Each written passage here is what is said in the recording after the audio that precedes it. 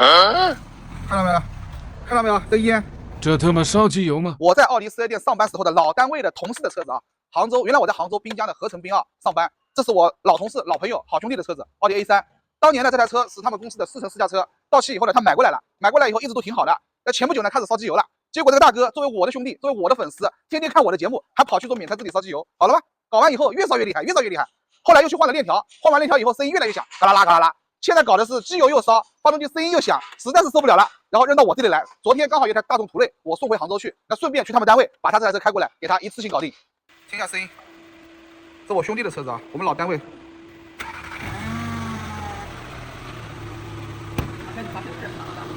现在还好啊，早上是吧？你等它怠速。啊，行。这个声音你们觉得像什么？像顶筒还是像凸轮轴往下磨掉的声音？那只能打开看。这个是我老单位啊，原来叫合成冰啊。然后我们董事长说，是吧？后来的要当领跑的，光脚的不怕穿鞋的。结果呢，被圆通给买了啊。这次呢，我兄弟的车就在这里了啊，他在这里上班，然后我来拿他的车，这台传说中的奥迪A3，10秒公里数，15万出头一点啊。车辆名牌还是匈牙利的，这车子进口的。准备开整，机油放了啊，换了没多久的机油啊，还是给它换新的。油底壳已经改成铝合金的了，那我就省点事情了。放下元宝梁，那进口的就是进口的啊，看到没有，全铝的，稳定感没有异响啊，那就不用换了。我这个兄弟还心心念念的说稳定感要不要换，能省钱就省钱，对不对？别浪费钱。就是那个元宝梁蹭他自己带过来了，好不好？都给他换掉。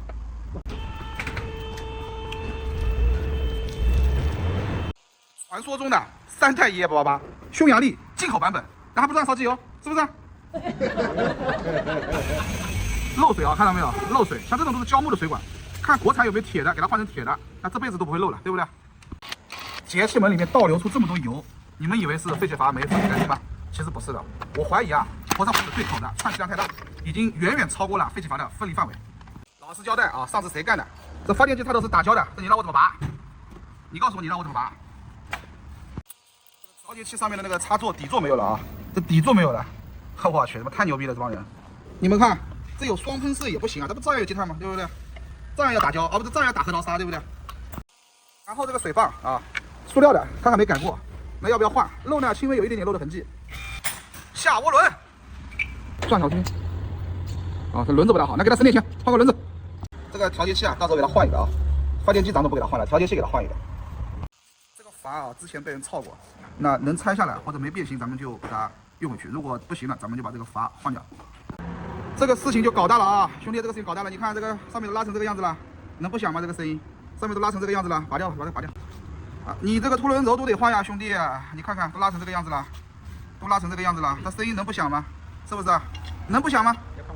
然后呢，这个是2根凸轮轴，我再跟大家讲一下啊，这根是不带 ABS 的，叫 ABS 带滑套的，这个不带 ABS 的。这一根呢相对好一点，抠上去是很有感觉的，但至少台阶还没这么明显。这一根才最夸张的，看到没有？这个地方很大的一个台阶，这么大一个台阶，看到没有？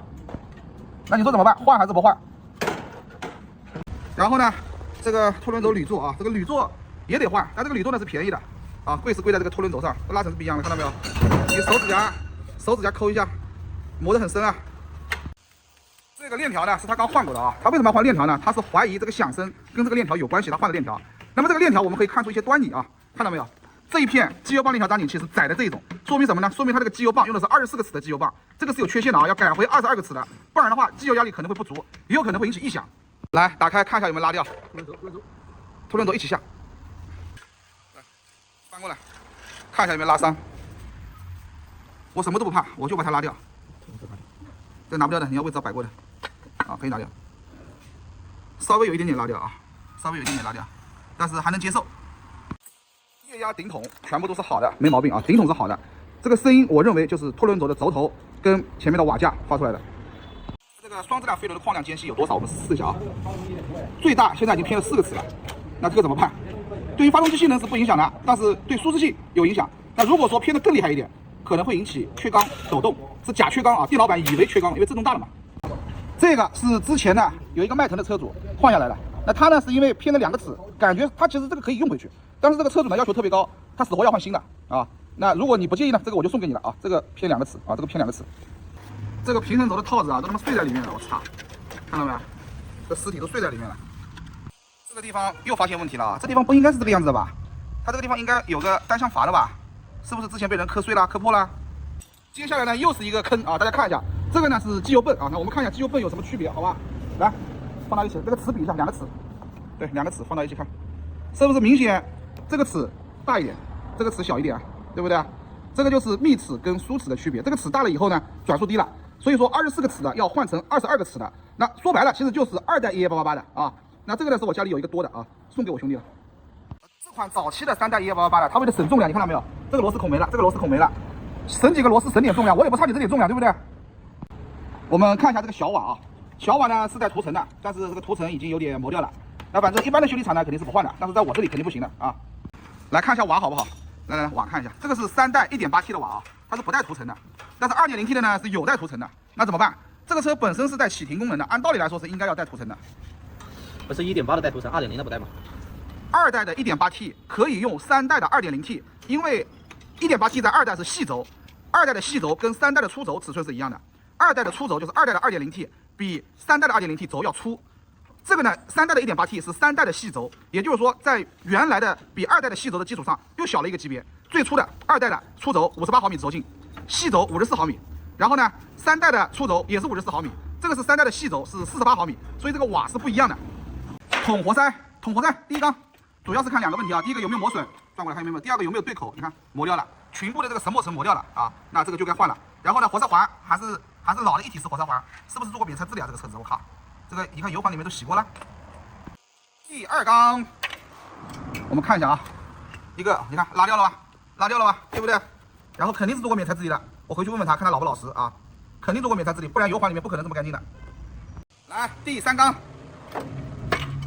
看一下，你看又拉掉了，活塞环有没有对口？看一下，活塞环是没对口，有没有对口啊？啊，活塞环是没有对口啊，肯定做过免拆治理这个车。最后一缸，啊，看一下，你看石墨层没了吗？转过来，你看又拉掉了，肯定做过免拆治理，油环里面一点渣都没有，看到没有？肯定是抛过光了。啥情况？有拉痕，看不来出来这里啊，这个角度看有一点，抛光吧，先抛光。能抛出来那就不要弹缸，能不弹缸就尽量不要弹缸。拔掉气门油封，我们看一下，来放这里，这个口子看到没有？磨的都这么大了，硬邦邦的。那这种气门油封你说还有用吗？那肯定是没用了，对不对？捅回来，看到没有？放掉，手放掉，看到没有？这个气门啊，这个气门油封根本就咬不住气门了已经。那为什么这个气门油封会这个样子呢？我认为不可能大众的气门油封质量有这么差。免拆治理的药水洗过了，洗过以后。它这一次是既泡了缸又洗了润滑的那种免拆治理的药水，这个药水啊，其实对这种橡胶件腐蚀、老化负面作用是相当大的。检查气门导管的间隙，这点非常的重要啊！来看这边，这个框量啊，是不是非常的大呀？这个框量是不是非常的大呀？这个是排气啊。然后呢，咱们进气的也看一下，进气的非常好，进气的非常好，进气的没毛病。排气的间隙非常的大，那这也会造成严重的串气啊！不是只有活塞环会串气，气门导管跟气门之间也会串气。气门杆子的粗细啊，要跟不一样的气门导管进行配合。来，过来看一下，这个气门杆子啊，负4个丝，就是比6毫米少4个丝。那应该用多大的气门导管呢？用标孔还是用大孔还是用小孔呢？这个气门杆子上都是一条一条这种像拉印一样的东西，看到没有？竖的一条一条的，那能不能用回去？我的心里都慌啊！手指甲能抠出来感觉吗？啊，有些是能抠出来的，有些能抠出来是吧？啊，好。那气门导管换掉啊，那就交给波哥了，好吧？啊，那波哥抓紧时间啊。好，交给波哥，抓紧时间，波哥啊。在哪里看嘛？那人家要弹钢的。敲气门导管啊，今天波哥亲自动手。敲气门导管，传统手艺啊，真的是传统手工艺。然后敲完以后，波哥我们先找2个试一下气门间隙，给广大网友看一下。然后我就走了，剩下我就不管了，交给你了。现在呢，新的气门导管我们看一下啊，这个是合理的间隙啊，因为你要有热膨胀嘛，对吧？那这个就很舒服了，对吧？没有那么夸张了。波哥给我们洗完拿回来了，其实这次也不用那么急的了，那碗还没到瓦。东西拿回来呢，还要自己清理一下，不是说阿波那边洗完我拿回来就能用了。进气门拉掉了，排气门还凑合，那排气门就不换了，把进气门换掉。那进气门呢，我们用的是3合的，就是曾经的上汽大众的配套商啊。那这个气门呢是2代的气门，进气门的话，2代的跟3代的其实是可以用的，没有关系的啊，我做过无数次了，绝对没毛病。来，进气啊，全部换新的。欧了，丝滑。那排气呢，用回去啊，替我兄弟啊省点钱。排气因为不知道是因为长期淬火高温比较耐烧，比较耐磨，所以它没有什么划痕。使用进口爱尔林的气门油封啊，比国产福恩的更加耐磨耐用。这种绿颜色的油封啊，比那个普通的黑的、银边的、金边的要耐用。气门弹簧就不换了，为什么呢？因为这个车本来就是进口的，所以气门弹簧咱就不换了。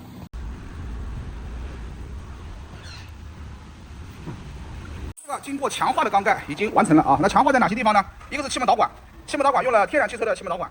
第二个呢，就是气门油封用了进口爱尔林的气门油封啊，更加耐磨耐用。那只要你以后不要去搞什么乱七八糟的免拆治理，你只要机油用得好，那这个油封是非常耐用的。机油喷嘴30牛米，那这个车呢不用换机油喷嘴啊，因为它是直通的，不是那种2代的里面带单向阀的。这个是原车的瓦，这个是3代EA888 2.0T 的瓦，看到没有？明显的有大小，是不是啊？那么这里跟大家讲一下，3代EA888 2.0T 的带涂层的瓦可以给2代 1.8T 的用，但是2代的 2.0T 跟3代的 1.8T 这个瓦比它大又比它小，而且原厂都没有出带涂层的版本。那这个车呢，我已经寄到我朋友那边去了，给他去喷这个涂层，但是很遗憾，喷完要1个礼拜，等不了，那只能够用它原车的这种瓦，没办法啊。小瓦全系 EA888 都通用啊，所以可以直接用3代 EA888 带涂层的。经常有人说我啊，黑我说我这个大修这个瓦上面从来不涂机油，我有组装油对不对？我干嘛涂机油呢？涂了组装油以后，第一把启动的时候，它的保护性更好。头、尾这2道瓦大瓦螺丝换新的啊。那为什么要换新的呢？你们看中间呢都有辅助螺丝的，但头尾是空的，没有辅助螺丝，所以每次断都是断头尾。大瓦螺丝啊，60牛米加90度。这个轴承上面一定要涂这个黄油。那咱们用的黄油呢是斯凯孚的啊，这是斯凯孚的黄油，这个也是算是我的镇店之宝啊。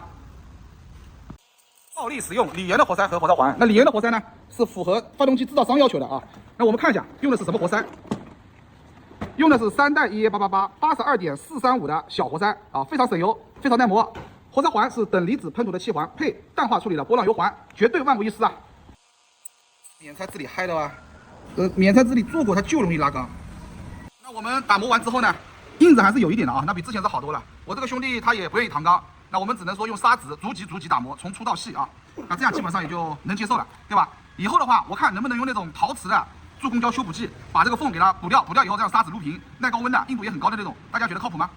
那我在想，以后如果说有这种划痕的，我就买这个啊，耐1200多高温的，硬度硬了以后有1000多 HV 的这种修补胶，把那个缝给它补掉啊，拉伤的印子给它补掉，然后用砂纸给它打磨平，是不是就不用搪钢了呢？大家觉得这个想法靠谱吗？来，我们途哥捅活塞是一捅一个准的。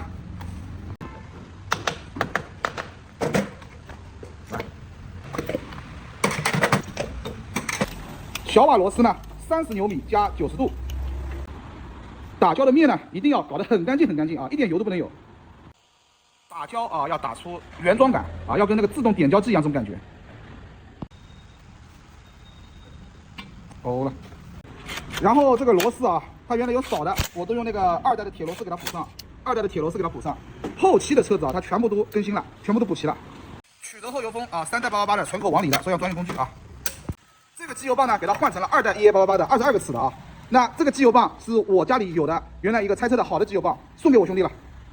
这个机油防溅板我要吐槽了啊！你看它洗过免拆治理以后，那个药水有腐蚀性的，这个密封圈外面摸上去跟那个面条一样黏糊糊的。那没办法，这个我都是给它后来单独给它去买的浮胶圈啊。这个车的密封圈基本上都换完了。途哥啊，人形打胶机，它原车已经换过那个铝合金的油底壳了，那我就不用再给它换了。图你在抱怨啥？这个槽啊开得弯弯绕绕的。哎呦，这不显得你打胶水平好吗？对不对？那表现一下嘛，是不是？导向都不导了啊，这么有自信，艺高人胆大，直接就下了是吧？这个油位传感器密封垫啊，原厂件，家中常备。油位传感器密封圈换过了吧？换过了。啊，上。封掉这个。它这个盖子啊，在来我这里之前1个礼拜换的链条，那盖子就不给它换了。但是这个油封呢，换过一次我也怕，万一漏油，那我给它搞一个爱尔林的油封啊，油封给它换一个。用兄弟我自己做的这个专用工具，把油封给它顶进去啊，这样的话盖子就不用换了，又替我兄弟省100多块钱，对吧？一个油封跟整个盖子差价100多，将近200，是不是？平衡轴的轴套啊，之前那个碎掉了，那咱们给它补一个，这个是进气的排气了，排气的是吧？原来是排气的有，进气的没有，是吧？这个车呢，进气的这边早期的是没有的啊，我们给它补上。但是呢，有一个问题要跟你们讲一下，就是这个地方，它这个地方不是有个缺口吗？后来的改进过的那种的这个缺口，刚好跟平衡轴上的这个凸点配合。那这款车是没有的，那这个缺口朝向油底壳啊就可以了。好，这个缺口、槽口朝向有底壳啊。然后呢，里面的3片轨道给大家换掉。它虽然说外面的换掉了，里面没换，那里面的3片轨道换掉，再占个20万公里，对不对？平衡轴油封，国产1汽奥迪原装的啊，给进口用也是一样的。这个水泵的小螺丝啊，15牛米，意思一下就好了。然后这个水泵皮带咱们换新的。那这款车比较坑爹的地方是这个塔形件它是固定不住的，所以必须要用专用工具把它卡住啊，拧到底，不是拧下面那个，对，把它拧到底，撑开。2代的呢都是能固定住的，这款固定不住。专用汉高螺纹胶啊，我们胶水用的都是顶流的胶水。完美对接发动机和变速箱，原厂1汽奥迪的气缸床，那进口的呢是红色的啊，国产的呢是银色的，一样的。大众中国工厂、奥迪中国工厂的东西，德国大众也是认可的。然后这个气缸垫啊，2代跟3代是不一样的，你装也能装，装了以后插半个螺丝口，装进去以后水会到气缸里面去。反过来看一下脏不脏，洗过了啊，上吧。从中间向两边依次拧紧啊，第一遍60，第二遍打100就可以了。原厂是40牛米加2个90度，但是实际上呢，你能够上100公斤就没问题了。上100牛米啊，不是100公斤，说错了。排气管垫片换掉，上涡轮。对。然后我们问一下张哥啊，这些涡轮的管子上面那个密封圈，像这种密封圈啊，有不好的都给它换掉了吧？换过了，都换过了啊。全新的原厂凸轮轴，这个是1汽大众的啊，2根凸轮轴都不好了，哪里不好了呢？轴头拉掉了，嘎啦嘎啦啦响，它受不了这个声音。那进口的呢，它4S店自己查过了，5000多一根。那我们给它用这个国产的，这个是1汽大众的，然后这根是上汽大众的，2根反正2000多一根，这个嘛将近千把块钱一根啊，价格差很多。这一根是上汽大众的啊，进气这一根是上汽大众的，进气的这一根啊可以先上，按照原厂的规范打好胶水，上把拖。这个凸轮轴呢，我也给他想过办法，能不能给它修复啊？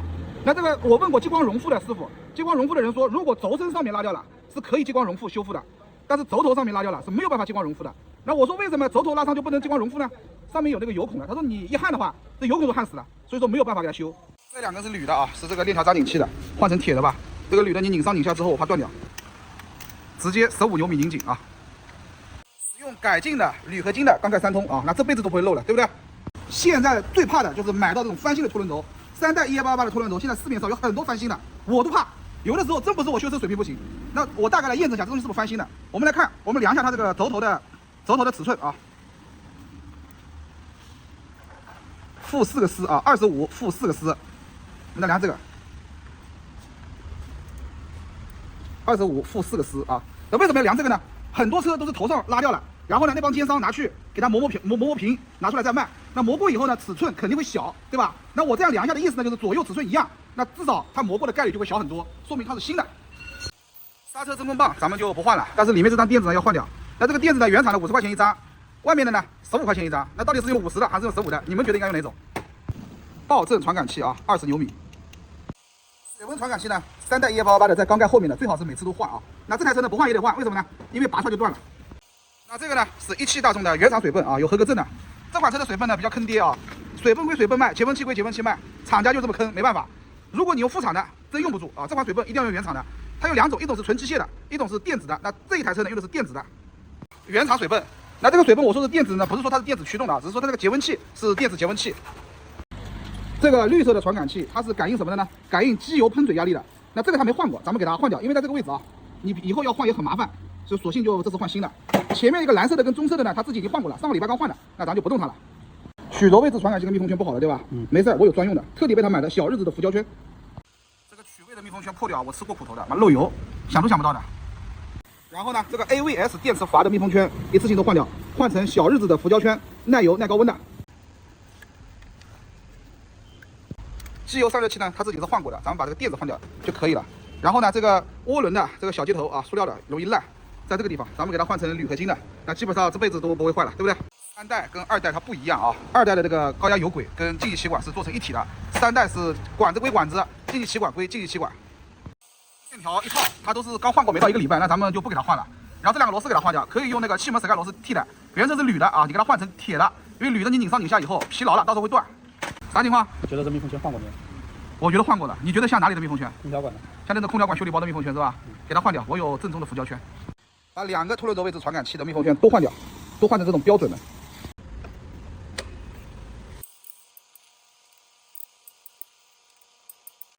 上进气气管，这个车很奇怪的啊，它这个里面是螺栓，那这里是螺杆，不知道是原来是这样呢，还是被人改成这样的。然后机油棒换完之后，就可以改成这种黑色的张紧器了啊，链条可以单独拆下来挂。这个是原厂的拖轮轴瓦架，就是前面的这个过桥轴承啊。之所以嘎啦嘎啦响，这个车就是因为这里磨掉了，跟瓦架的孔之间磨掉了。上这个瓦架一定要注意啊，先做好润滑工作。如果你干插进去，到时候会拉掉的。这个车它之所以嘎啦嘎啦响，就是因为头上磨掉了。所以我们在安装的时候一定要特别的注意，一定要徒手轻松推入啊，不能硬砸进去。如果硬砸进去，有可能会拉伤。准备开始，把这个东西撑开啊，它这个拖轮轴这样子的，把它撑开一点，然后呢，轻松推入啊，一定要轻松推入啊。全套3代EA88的链条，那外面的轨道呢，链条呢，它刚换了不到1个礼拜啊，那咱就不给它换了，装回去啊。拖轮轴瓦架换掉，主要就是说把下面这个改掉了，改成这个黑的这个张紧器，那这个就是完美的了。这个3位四通阀啊，上去吧，也是原厂件。带原厂合格证的，那为什么这个车3位四通阀要换掉呢？因为新的零件号的拖轮轴要配新的零件号的3位四通阀，你原来那个跟它不配了。3位四通阀27牛米啊，你打30也没毛病。等一下，两个都是30牛米啊，可以了。然后这个废气阀啊，来我这里之前1个礼拜他自己换过了，那咱就不换了。他当时说换了废气阀这个异响会好，我跟他说怎么可能呢？废气阀跟异响有什么关系啊？咱们这个链条铁盖啊，没有给它换，用那个旧的给它弄回去了，就是给它换了一个前面的油封。这款车就是麻烦，你要换的是2代的或者是国产3代的，我从来不用这工具的，一卡就卡住了。看一下里面这个齿啊，完美的啮合，那直接上大螺丝就可以了。大螺丝的这个密封圈也换掉啊，换成浮胶圈，直接上去了。然后呢，再用专用工具啊，给它拧紧，搞定，可以了，可以了，断了，可以啦。这个大螺丝一定要搞紧啊。这个链条上盖啊，上个礼拜刚换过的，那咱们就不给它换了，密封圈换一个就算了。那这个就换密封圈啊，能省要替它省，大哥也是上班的是吧？这个水管啊，给它换掉啊！你刚才说什么来着？胶木的换掉也没意义，它老化掉了呀。这个我给它去找过有没有铁的，它没有铁的呀。有铁的我就给它换铁的了，对不对？得亏这个水管啊，这一节有单换的，不用换整一段。那运气不错，上面这一节换掉就好了。打点胶水啊，这个磁铁吸盘的螺丝啊，铝螺丝，拧一次断一次，断了2个吧，断了一个吧。那我家里有这个原厂的备货备在这里啊，你先用上去吧，断几个换几个，好吧？这个螺丝反正我也不收他钱，友情赞助他了。这个螺丝不对的啊，这个螺丝他自己配的，他之前在别的地方拧坏掉自己配的，大小不一样的。那再给他换一个，换2个啊。这种原厂的铝螺丝死贵的，一颗大概好像就要10块钱，过分了。那这个也长得不一样哎。这个也是他后来别的地方配过来的呀，那给他换成原厂的3颗全用掉了。这个带单向阀的机油主阀呢，他来我这里之前1个礼拜换过，那咱们给他塞回去就不给他换了啊。这个发电机后面这个插头啊被人搞断了，那只能够换调节器啊，给他换发电机总成这种不现实，太贵了，换个调节器。然后这个后盖呢，之前也被人撬坏了，用胶水粘那里，那后盖咱们也给他换一个。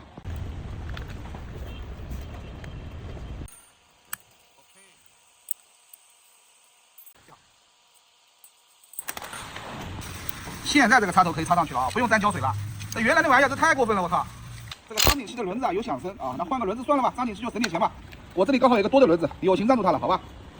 现在放上去，对，省点钱吧，预算有限啦，上班也不容易的呀，都是以前的兄弟啊。上个礼拜刚换的机油压力感应塞，这2个就用回去啊。但这个阀是控制机油喷嘴的，他没换过，那就把它换掉。底下这个阀呢还没装啊，就手上这一个，就这一个，他上个礼拜刚换过的，那也给他装回去就不换了，原来报故障了。这个大哥是为了这个异响啊，什么阀呀、传感器啊都换掉了。我都说了，这个跟异响没关系。现在没声音了啊，原来哗啦啦。发电机皮带看着还行啊，上面的字都还在，那咱就不换了，好吧？了，钟哥，3元催化上去了是吧？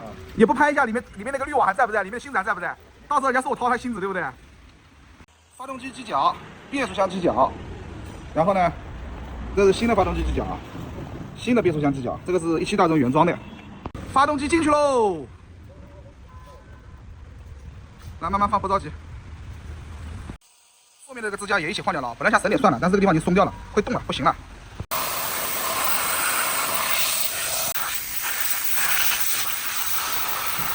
上元宝梁，这个减震器绝了啊，绝了！缩在里面都不出来了，油都漏光了。后减缓冲块啊，这个是原厂的，跟那个国产的途观 L、国产的迈腾 B8 是一样的。原厂减震器啊，这是国产的啊，国产其实也没关系，奥迪中国工厂的东西，德国大众也是承认的。接管、接线，本来我是不想加班的，没办法，他妈的没位置，看到没有？那明天再来个车，生意都不要做了。使用真正的全合成机油啊！我这个兄弟他一直用自己 4S 店的油，用的是那个奥迪原装的 5W40。那我们现在 5W40呢也有德联提供的 5W40，那我们现在用的呢是德联的旗舰产品 0W40的超级全合成啊，含有大量的 PAO。我自己的奥迪 Q5 用的就是这个机油，给我的感觉就是很丝滑，发动机声音很轻，动力很猛。加6升啊，其实发动机初装6升不一定够，那我们反正加个6升，他自己知道的油位在哪里就行了。平时保养应该是加5.5升吧，大概是。使用负压法加注防冻液，优点就是不用排空气，抽得干净啊。那我们用的是什么防冻液呢？我们用的是德联的防冻液，这个也是奥迪的出厂防冻液配套商之一。叶子节温器的要匹配一下啊，匹配完以后才能启动。过两天我去把钻解拿过来，以后我们都用钻解嘛。加注冷媒啊，那等一下，等车子怠速下来以后，我们听一下现在发动机的声音舒服不舒服？原来那个嘎啦嘎啦的声音还有没有？现在这个发动机声音怎么样？你们觉得？嘎啦嘎啦声音就没有了吗？现在怠速已经正常了啊，怠速已经到800转左右了。那这个声音你觉得还有没有呢？